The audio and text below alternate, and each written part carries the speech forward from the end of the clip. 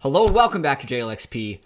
Breaking news, emergency edition. There was an off week, and TSM was busy because they just announced perhaps the largest mid-season roster switch in LCS history. Probably. Yeah, it feels like it. Yeah. And you and Burn It All Down TSM edition. I'll probably change that, but there's a reason we're here. So for those of you who just watch the podcast, don't follow Twitter, Reddit, here's what TSM did.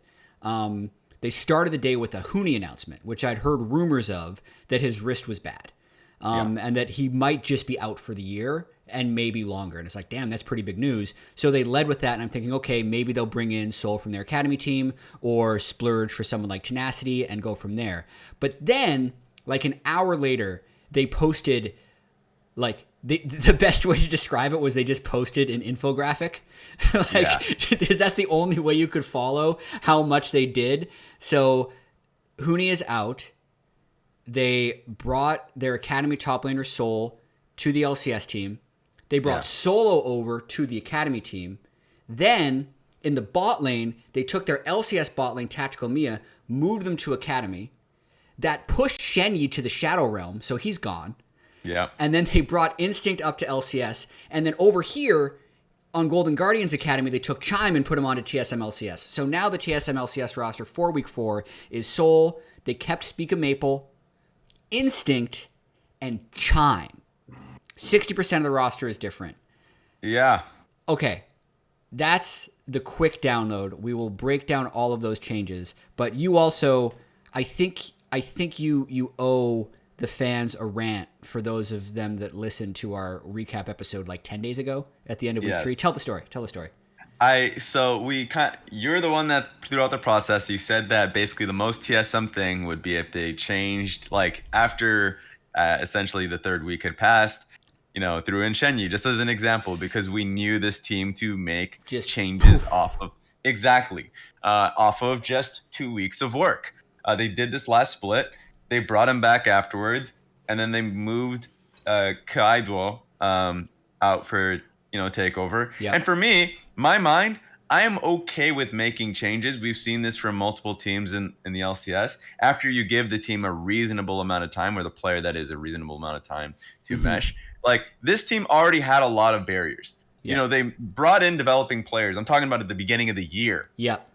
They brought in developing players with mixed language rosters, and then put, of course, Pika in a different position entirely as a, in-game translator. Yeah, exactly. So you already had a shitload of barriers before you even got into the split. You were going to lose. You were developing, but they didn't want to say they were a developing team. They didn't want to say that because they had, of course, players like Tactical, Huni, Spica. So it's like it was a bit of a mixed goal, and it felt like they always came into this year with a murky goal, without a clear direction. Mm-hmm. We gave teams credit, like FlyQuest when they came in with a somewhat developing roster, Dignitas when they came in with a developing roster, Golden Guardians with a developing roster. At the beginning of this year, we gave CLG credit for coming in with fresh faces and a very clear goal that they were going to be developing talent. Yeah. With TSM, it felt like they were just in denial, and so changes after changes, because they bring in young players with, obviously clear language barrier issues, and they expected wins now. Yeah. So it didn't happen, and then they changed. And so you thought at the beginning of this split, it would be different because they brought in Maple. Mm-hmm. So of course, like, okay, now you're just saying that your experience is going to be coming from mid-jungle, and then you have at least one player in Mia in a way that's kind of developing. And then you change that after 3 weeks. 7 games. What is this team? Yes, what is this team's goals? It's so crazy to me that they are coming into this with some unrealistic expectation that they're going to be a top 4, top 3 team, with like basically players that they're not paying a lot, right? They are paying them essentially to learn and develop. And then when things don't go well, throw them into basically oblivion, which is their academy teams, because they have not been putting time. It's a last place academy team. Still. Yeah, last place academy team for last 2 years. They haven't been putting any kind of love and intention into it. So when you give players, and we say this a lot, when you give players the opportunity to come into the LCS and then don't give them the time to develop and actually get there, and then throw them into a last place team that you put zero effort into, you're casting their careers to the side. You're throwing it into the bin, essentially, to the fans at least, because they're just going to see unfinished product, flame them, and then you put them into an academy team that's not performing and not giving time to, and then they will continue to flame them. So where was their chance? So now you're putting in Soul, and yes, he's their academy top laner, not for a long time though. He just came in. He just came into their academy system from amateur, and now you're going to throw him into LCS. And when it does not work out, you're not going to give him the full split. Like I did. That's why I put them as a 9th place team. I just don't think they're going to give them a reasonable amount of time. And so it's just garbage. This is essentially what I was waiting for. It didn't work out. And so it's like, what's the next plan? What's the next goal? Good rant. That was the rant that needed to be delivered. I want to come at it from a couple different angles as well, though. Hit me. Right? Because this is fresh. Like, the whole purpose of this as well is to have a little bit of, like, I got a hot coffee here. Like, okay. Ooh, and a Tim Hortons cup. Oh, yeah. Yeah. I mean, it's probably a sin for the people that love coffee, but I got a little coffee machine. Keeps the cost down. I don't have to do too much. Anyway, I'm actually very conflicted here. Okay. But I think we can probably, I'm trying to deduce what is going on with their decision making based on what they've done. So we know that they are highly reactive to results. Yeah. And have kind of always been. Right? Like, even if they had the best team in the LCS, say 5 years ago, in what is ancient history now, but they did for a long number of years have the best team in LCS. If they didn't reach what their purported goal was, which would be like out of group stage at Worlds, they'd make changes. And they ran those changes so much that they actually ended up kind of breaking what had made the team good. Now, it definitely feels to me like they have goals that overstep their resources, where it doesn't look to me like their team is probably like top 5 in spend. They're probably around 6 if I just had to randomly guess a number. But I think they're expecting to go to Worlds. Like that would be their goal. So They want to go to Worlds, and they do not want to be last, because the brand damage for them of being last is like completely inexcusable. But it's also a big miss for them if they miss Worlds. And then they're also coming off of last year where they overspent and didn't get the results. They spent $3 million on Sword Art, which was the reported number. Can't completely verify that, but that was the reported number. And even though they finished first in the regular season, they finished 4th overall, missed Worlds. So they made an overcorrection in the offseason, said, oh, we can get Sword Art. It was like that meme, like, oh, Sword Art, we have Sword Art at home. It's Shenyi. Like, just use that. It'll be better. And tangent, that Reddit post by the GM was something else from what I've seen in esports. Like, they ripped into Shenyi. Basically said when he went to Academy, he was unmotivated, didn't communicate, so we're getting rid of him. Yeah. You can find the direct link to that Reddit post on their Twitter, and they have had mixed messages with the way they make the graphic of like, thank you for your time, and then the GM being like, yeah, we wanted to get rid of this guy. And then like Hyper be like, yeah, we gave him some time and he just wasn't good enough, so bye. As soon as someone more suitable came in, like the language in there was definitely not checked over by anyone but the person who wrote it. Especially the retirement thing. That hasn't even been expressed by Huni. In fact, the official post from TSM was saying that he's kind of figuring out what he will do in the future. And we've seen a lot of players that had wrist issues and are figuring it out and taking time off. So he could easily have come out and said he was taking time off. But the GM's post was that he was retiring. You might want to have someone look over that. Yeah. So what I'm getting at, hopefully this comes across, is there are expectations set here and resources given here, and people being told, make it work or else. Yeah. Which I think leads to bad decisions. This is a lot of assumptions going into it, but here's some more logic on why I think it's happening. So I'm actually completely okay with a 2-5 panic button being pressed if your expectations are very high. Some of their games were very close. Like I'm in the process of writing 10 Thoughts again, which will release Thursday morning, and I'm looking back at some of their games. Their EG game was actually really close until like 19 minutes when it was actually Spica who started the fight, the guy who's still on the LCS team that lost them the game. They all followed in. They lost 5 people. The game was over. So like that's one side of it. But because they're 2-5 and because they want to make worlds, there is a point. Like if the scrims aren't going well, if the mental is bad behind the scenes, you need to make a change to spice things up. And you could, like, I think you could also pretty objectively make the call right now that the 5 people on that roster from last week are not going to be top 3 with the way C9, 100 Thieves, EG, and TL all look. You're not leapfrogging 2 of those teams. So, okay, I can buy in to making changes to leapfrog those teams. But those are not the changes they made. Yes.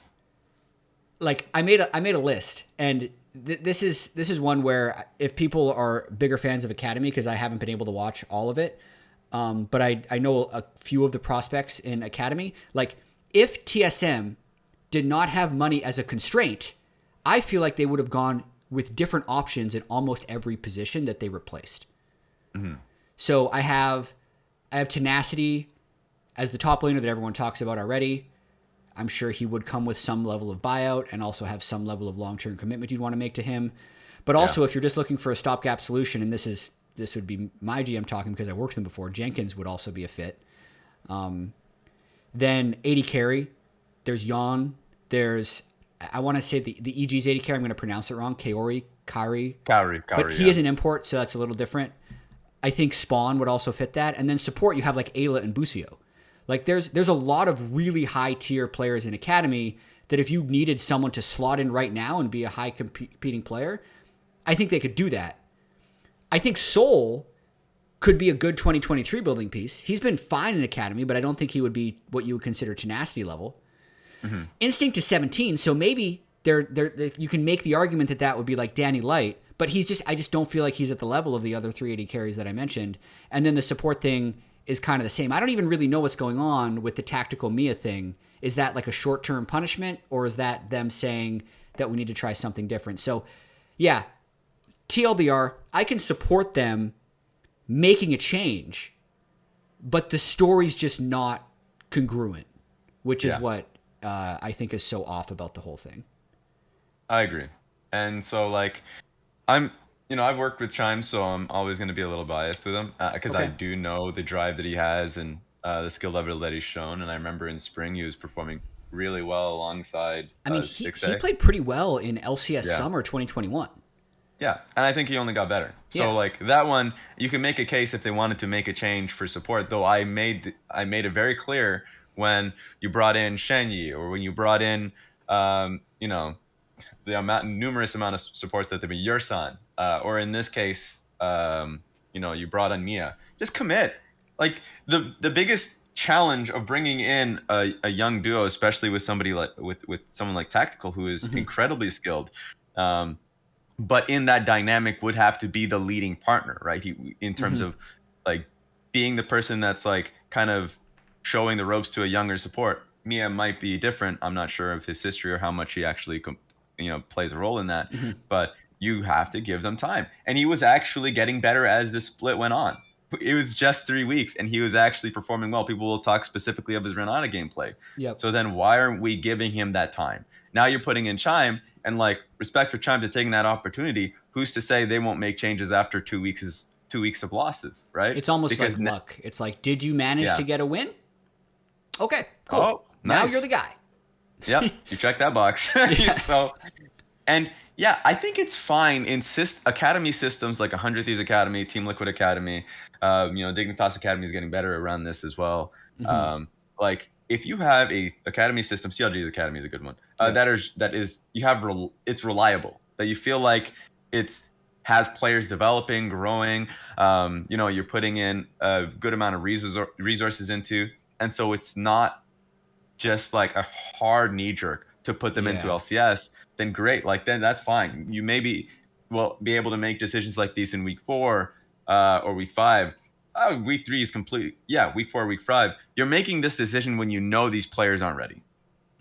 Like that, I think they are. So it's such a Hail Mary that There we even go. with That's them a good putting word. in, yeah, it's really just a Hail Mary that they're putting in players like these when you don't have a track record in academy of saying, yep, they're ready for this. So all the players you've mentioned, I think would be home runs.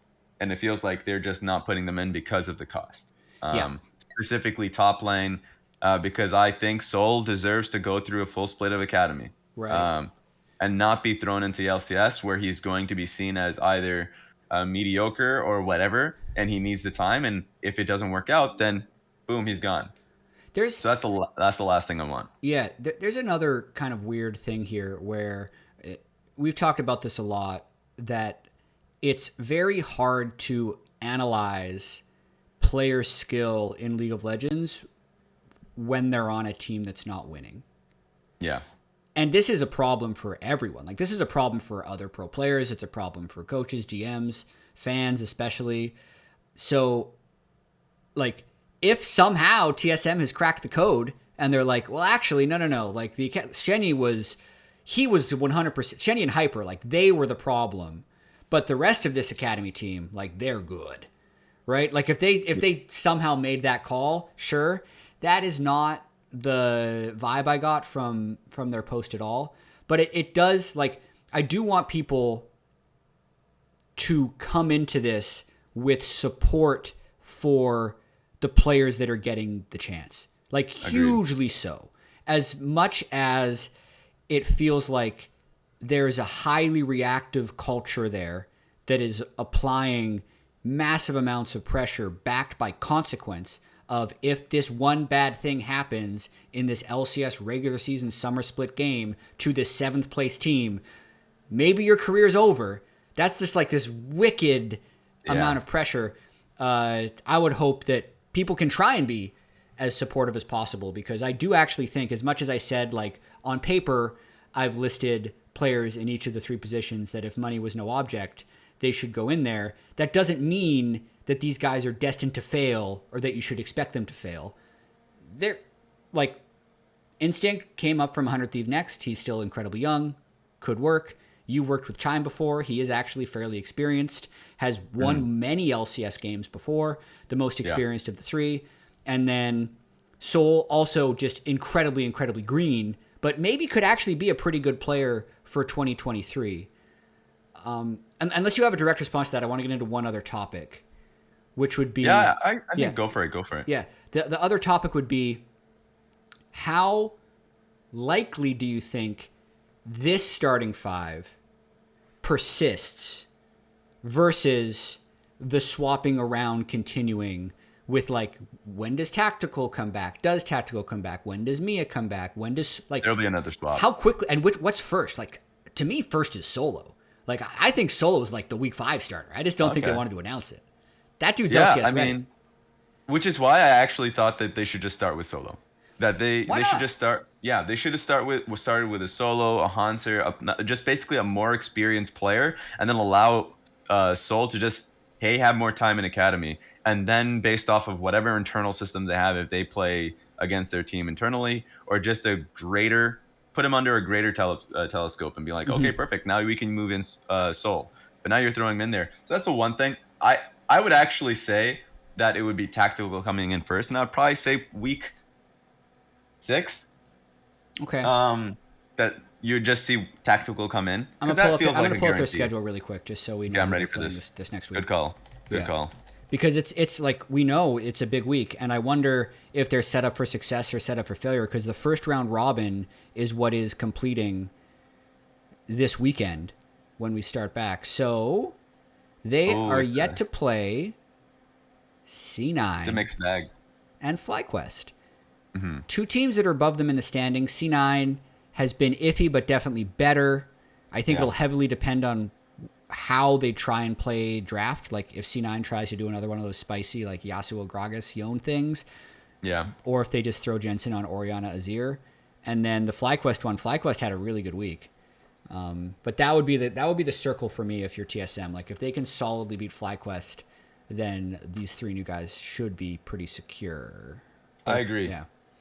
I agree with that. I also think that, and also going into the next week, it's 100 Thieves and IMT in week 5, that is. And so if they just have a bad record, even if they have like a decent record, almost certainly they're just throw in tactical because it would be crazy for them not to with how good he is as an individual. I know he's been having a spotty time, but like you kind of mentioned it earlier, TSM's losses were either just unlucky or out Pretty of their control, in close. my opinion. Yeah. Yeah, like the EG one was that the one versus 100 Thieves was also really close and was just on a spark decision. Um, they had another game in which they had lost based off of something extremely similar to the Lee Sin engage that Hmm. we saw from Hmm. Spica, where they were like, oh, it's just one really unlucky fight where they forced it and lost. But Yeah. and we said in the last episode, you do not want them to be looking at that situation and mistrusting calls. You Hmm. just want them to be making, of course, just better calls going into the future. As much of a forehead, explanation that as that is. Um, and then there was another one where they just like versus Golden Guardians, they lost because the draft was just awful. Yeah. Like, They had one really, really bad yeah, draft. yeah. And so, okay, but you can see a clear point of growth for them. Sure, they lost to Dignitas, and that's going to shock them. Hmm. But they were the team that came into this split with already a pretty large change. Yeah. Um, and so it was them putting a reset button on the experience and the learnings that they had in Spring Split, and now they're going to have to do that again. So it sucks. And I think I would be okay with these changes if going into summer and all these things, they just made a clear goal that we're keeping these players or we're keeping a commitment to development. They're not ready to But do that they're at not all. ready to do that. Yeah. Not even close. They're They not want to close. have as many options as possible, which in itself limits their options. Yeah. Because I think it's just such a, at the moment, such a ridiculously difficult environment to thrive in. Because nobody is secure. I was having this conversation with someone else earlier this week, and it was in relation to 10 Thoughts, but it's going to apply to TSM as well. Like, being on a bottom tier LCS team or LEC team or any bottom tier team is so hard for the Yeah. individuals. And if you don't have something to give you that level of hope or inspiration, and that something could be a coach coming in with a plan, it could be a different play style that you're going to try for a week, it could be a different champion you could try for a week, it could just be having a few people with really positive, optimistic personalities. But in Yeah. the absence of any of those things, you are really doomed. Yeah. And speak it I will. seems Oh, good, but yeah. go off that. Something to add to this is that the comparison of League of Legends or a lot of esports to traditional sports would be it's very hard to quantify development in stats. And so Yeah. so with League in particular, a player comes into a system fresh and new.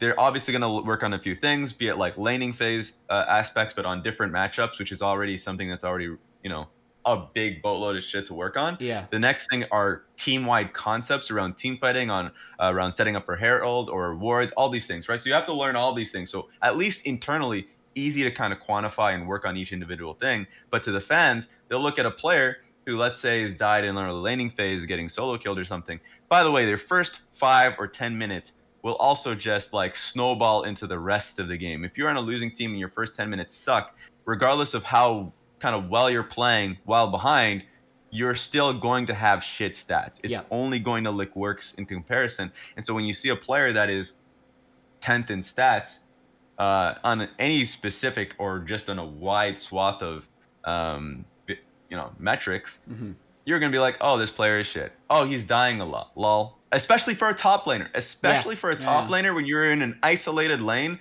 where if your team is not on the right page or you make a small mistake, you're getting dove, you're getting destroyed. You're going to look like essentially what Niles was put into a situation when he was on Golden Guardians, right? Sure. And obviously every situation is going to be a different context. So going back to the main point is that, like, especially in League, if you look bad in the first 10 minutes because you're just trying to figure out certain things, you will just look awful. and people will not see any form of growth, even though internally your coaches or the players around you will see certain improvements. So it's just so sad on these, especially in decisions like these. Yeah. So to wrap up, maybe we should have done this in the middle, but Okay. if you're assigning a letter grade to TSM's moves from week 3 to week 4, what is that grade? I'll give it a D. I'll give it a D because you can't fault them with what's happening top lane. Huni's having health issues, Yes. and so regardless of whether or not it's a retirement or he's taking time off, when that official announcement actually comes out, then like the only criticism you can make is between whether they wanted to put Sol right into the LCS position or someone more experienced. But the rest, I don't like. I think Chime maybe, but I've also would have just stuck by Mia from the very beginning. So would have stuck by Mia, would have stuck by Tactical, and top lane maybe would have put in a more experienced player and gave Sol more time in academy. So like everything I just felt I disagreed with. It seems so brutal. Like Mia came over he came over to North America for this. Yeah. He plays for like 3 weeks and then gets pushed down. So if the expectations coming in was that you're going to be fluent between LCS and Academy, then that's fine. I just don't know if that's what the expectations would be. You said D. In my head, I was going to say C-, which depending on like the country you're in is the same grade. So I think we're in pretty good alignment with what that is. What percentage in school was an A for you? Ooh, this probably... Yeah, it is. It does. I would probably say it was like 90 and above. Yeah, mine was so low when I asked around. You needed 86% for an A. Oh, wow. Yeah. I kind of wish I had that. Yeah, it does feel low. Yeah, it feels low. That's B for a lot of, that's B+ for a lot of people. Yeah, C- was like, I don't think there were D's in my school. So C- was like 50 to 59. Yeah. Yeah. There should really be D's and D-. I feel like C- should be in the 60s somewhere. Anyway, the scale doesn't matter. Raz, thank you so much for coming on short notice. I hope people enjoyed us talking about TSM. There is always something interesting to talk about. It's so funny, dude. That's true. I was this close to making just a dedicated TSM video like 4 days ago, talking about like, hey, Raz and I talked about a panic button on our last episode. Here's what maybe they could do or what they're possibly thinking about. And I'm glad I didn't, because we got to see the actual panic button pressed. Yeah, there it is. Now we get to see what the panic button actually gives us. Yeah, does it work? We'll see. Okay, thanks everybody for watching. We'll see you next time. Sweet. Take it easy.